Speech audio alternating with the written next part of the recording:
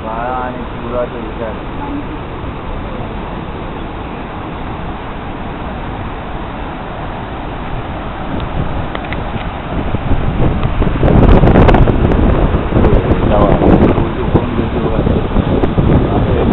पाणी आलं भरपूर पाणी प्रचंड बरं झालं पाऊस झालं एकदम असं पुढे असंच पडलाय पाणी खूप जास्त